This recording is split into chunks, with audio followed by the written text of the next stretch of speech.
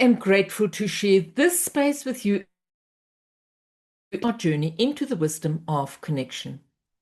Throughout this series, we have been exploring the invisible movements that shape our relationships, our families, and our experience of life. In our first conversation, we discovered we are connected, we are part of a greater story. And in our second conversation, we explored belonging, the deep human longing to know there is a place for me.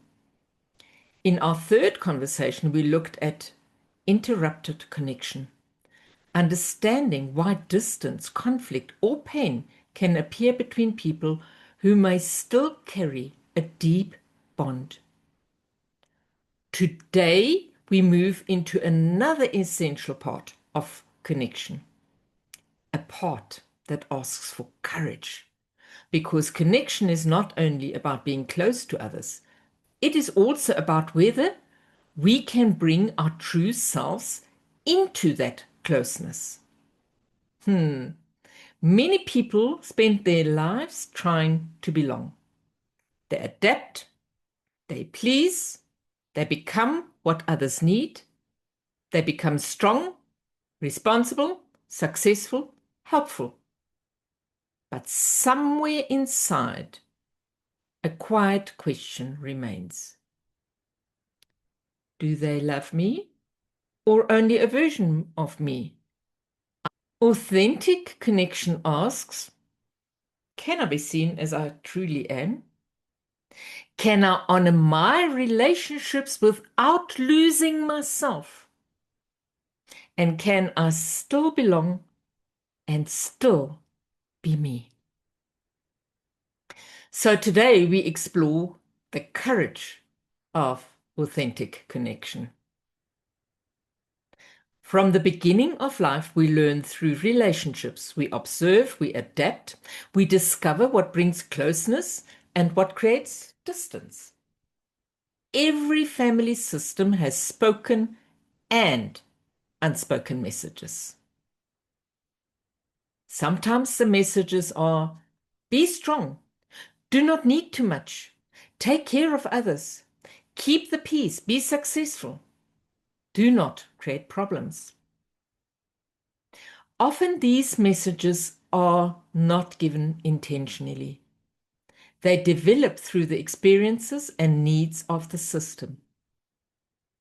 A child naturally wants to belong. So the child asks unconsciously, what must I do to keep connection? What part of me is welcomed? What part of me should I hide? And slowly roles can form.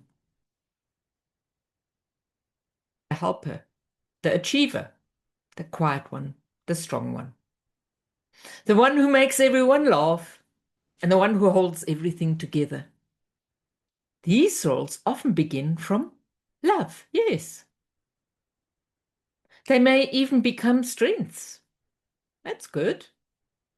The responsible child becomes a capable adult. The sensitive child becomes compassionate.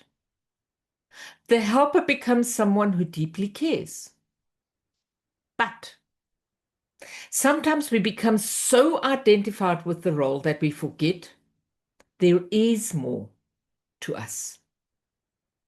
One of the most painful interruptions of connection happens when we believe we must choose. Either I belong or I am myself. Many people do not lose connection with others first. They lose connection with themselves. They stop asking, what do I feel? What do I need? What is true for me? Instead, they ask, what does everyone else need from me? How do I avoid disappointing others? How do I keep everything okay? And from a systemic perspective, this often comes from, yes, you guessed it, loyalty. A deep, unconscious loyalty to maintaining connection. Belonging feels necessary for survival. The difficulty is, if we constantly leave ourselves to stay connected with others, eventually something inside feels unseen, and the relationship may look peaceful from the outside, while inside there is distance. Authentic connection invites a new movement, not separation, not rebellion, not rejection, but balance. I see you, and I also see myself. I honor your journey, and I honor mine.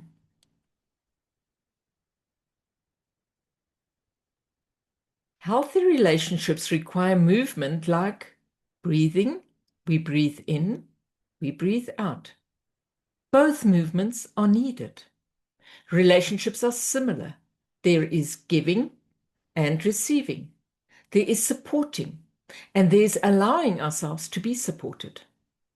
When the balance is lost, connection can become heavy.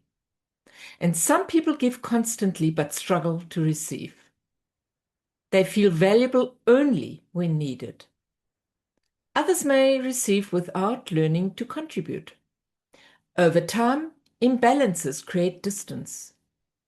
Systemic wisdom reminds us every person has dignity, every person has a place, and every person contributes something. Authentic connection grows when we meet each other as whole human beings, not as roles, not as expectations, but as people. Being authentic requires vulnerability, and vulnerability requires courage, because showing who we truly are carries a risk. The mind may ask, what if I'm rejected? What if they do not understand? What if I disappoint someone? Yeah, those are risks. But the deeper question is, what happens if I spend my life never allowing myself to be known? True connection cannot reach the parts of us we keep hidden. Only the image receives acceptance. The role receives approval, but the real self remains waiting. Authenticity does not mean sharing everything with everyone. Wisdom-inspired living teaches discernment. Authenticity means my outer life and my inner truth begin to come closer together. What I show and what I carry inside become more aligned. I no longer abandon myself to receive connection. Take a quiet moment. Allow yourself to turn inward. With kindness and curiosity, ask yourself, what role have I played in my relationships? The strong one, the responsible one, the caretaker, the successful one, the one who does not need anything. And then gently ask, how has this role served me? How has it protected connection? And is there another part of me that wants to be seen now? What would it feel like to belong as my whole self? Not forcing, no judgment, simply noticing. Because awareness opens the door to a new movement. As we complete today's reflection, remember, the deepest connections are not created through perfection. They are created through presence, through honesty, through allowing ourselves and others to be human. For many of us, the journey is not about becoming someone new. It is about gently returning to the parts of ourselves we left behind while trying to belong. Wisdom Inspired Living invites us into this balance. We honor where we came from. We respect those around us and also take our rightful place as ourselves. True connection does not ask us to disappear. True connection allows life to meet life. Thank you for joining me in this fourth conversation in our connection series. In our next episode, we will explore the balance between connection and individuality.